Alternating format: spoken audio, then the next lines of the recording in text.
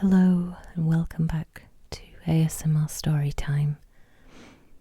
As you can see, I'm doing things slightly differently this evening. I really wanted to read The Raven, but I discovered I don't actually have it in any of my books, and I wanted to have some kind of visual interest in the video, so I'm filming in my living room, which has a log burner, and as you can see, a cat. This is George.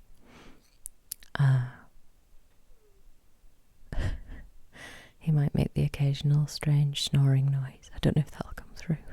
I just wanted some visual interest because I haven't got a book turning pages in front of me. I'm just going to recite the poem, not from memory, but from my phone, I'm afraid.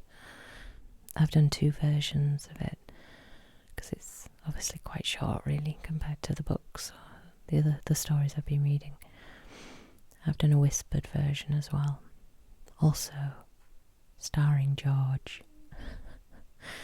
Let me know if you want to see more of George. George refuses to go into the room where I normally film, the room with the open fire. It's in the other sort of back of the house. He doesn't like that room for some reason. Very in keeping with the ghost stories I've been reading. So yeah, if you want more George, I'll have to do it in here.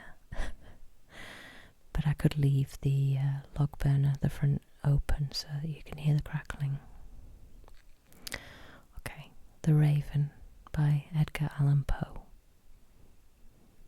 Once upon a midnight dreary, while I pondered, weak and weary, over many a quaint and curious volume of forgotten lore, while I nodded, nearly napping, suddenly there came a tapping, as of someone gently rapping at my chamber door. "'Tis some visitor," I muttered, "tapping at my chamber door. Only this, nothing more."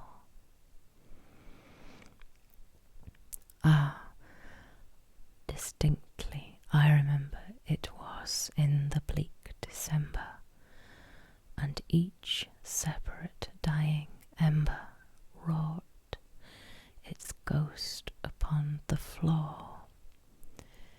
Eagerly I wished the morrow, vainly I had sought to borrow from my books surcease of sorrow, sorrow for the lost Lenore, for the rare and radiant maiden whom the angels name Lenore, nameless here forevermore. And the silken, sad, uncertain rustling of each purple curtain thrilled me, filled me with fantastic terrors never felt before, so that now to still the beating of my heart I stood repeating, "'Tis some visitor entreating entrance at my chamber door." Some late visitor entreating entrance at my chamber door. This it is, and nothing more. Presently my soul grew stronger, hesitating then no longer. "Sir," said I, "or madam, truly your forgiveness I implore. But the fact is I was napping, and so gently you came rapping, and so faintly you came tapping, tapping at my chamber door, that I scarce was sure I heard you. Here I opened wide the door. Darkness there, and nothing more. Deep into that darkness peering, long I stood there, wondering, fearing, doubting, dreaming, dreams no mortal ever dared to dream before. But the silence was unbroken, and the stillness gave no token, and the only word there spoken was the whispered word, Lenore. This I whispered, and an echo murmured back the word, Lenore. Merely this and nothing more. Back into the chamber turning, all my soul within me burning. Soon again I heard a tapping somewhat louder than before. Surely, said I, surely that is something at my window lattice. Let me see then what there it is, and this mystery explore. Let my heart be still a moment, and this mystery explore. 'Tis the wind and nothing more. Open here I flung the shutter, when, with many a flirt and flutter, in there stepped a stately raven of the saintly days of yore. Not the least obeisance made he, not a minute stopped or stayed he, but with men of lord or lady perched upon my chamber door. Perched upon a bust of Pallas just above my chamber door. Perched and sat and nothing more.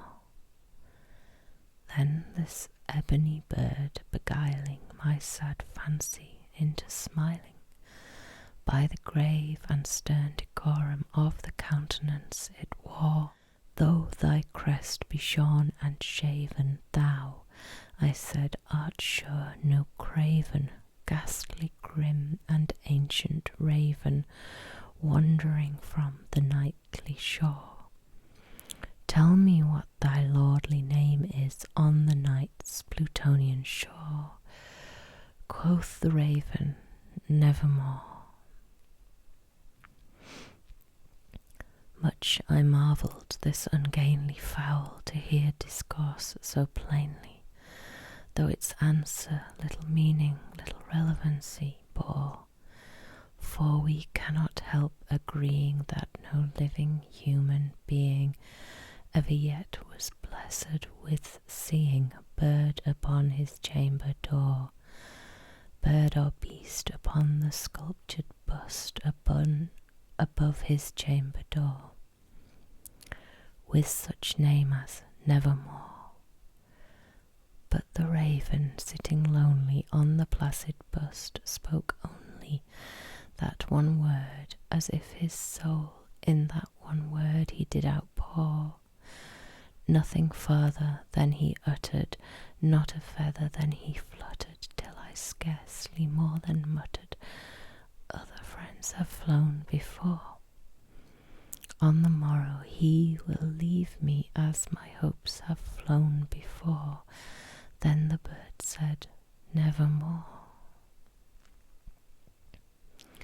Startled at the stillness broken by reply so aptly spoken, doubtless, said I, what it utters is its only stock and store, caught from some unhappy master, from unmerciful disaster, followed fast and followed faster, till his songs one burden bore, till the dirges of his hope that melancholy burden bore, of never, nevermore.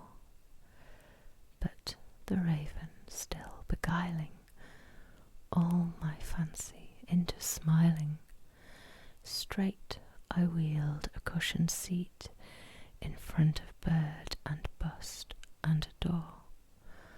Then upon the velvet sinking, I betook myself into linking fancy unto fancy, thinking what this ominous bird of yore, what this grim, ungainly, ghastly, gaunt, and ominous bird of yore, meant in croaking, nevermore. This I sat, engaged in guessing, but no syllable expressing to the fowl, whose fiery eyes now burned into my bosom's core. This and more I sat divining, with my head at ease, reclining on the cushion's velvet lining that the lamp light gloated over, but whose velvet violet lining with the lamplight gloating over she shall press, nevermore. Then methought the air grew denser, perfumed from an unseen censer, swung by seraphim, whose footfalls tinkled on the tufted floor. Wretch, I cried, thy God hath lent thee, by these angels he hath sent thee, respite, respite, and nepenthe from thy memories of Lenore. Quaff, oh quaff, this kind nepenthe, and forget this lost Lenore, quoth the raven, nevermore. Prophet, said I, thing of evil, prophet still, if bird or devil, whether tempter sent or whether tempest tossed thee here ashore, desolate yet all undaunted, on this desert land enchanted, on this home by horror haunted, tell me truly, I implore, is there balm in Gilead? Tell me, I implore, quoth the raven, nevermore.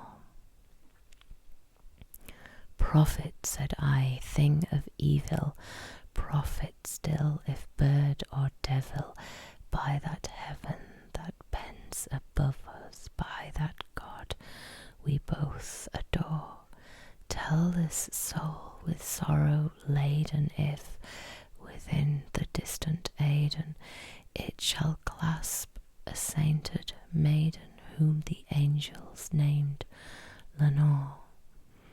Clasp a rare and radiant maiden, whom the angels name Lenore, quoth the raven, nevermore. Be that word our sign of parting, bird or fiend, I shrieked upstarting, get thee back into the tempest and the night's Plutonian shore. Leave no black plume as a token of that lie thy soul hath spoken. Leave my loneliness unbroken, quit the bust above my door. Take thy beak from out my heart, and take thy form from off my door, quoth the raven, nevermore. And the raven, never flitting, still is sitting on the pallid bust of Pallas just above my chamber door, and his eyes have all the seeming of a demon's that is dreaming, and the lamplight over him streaming throws his shadow on the floor, and my soul from out that shadow that lies floating on the floor shall be lifted nevermore.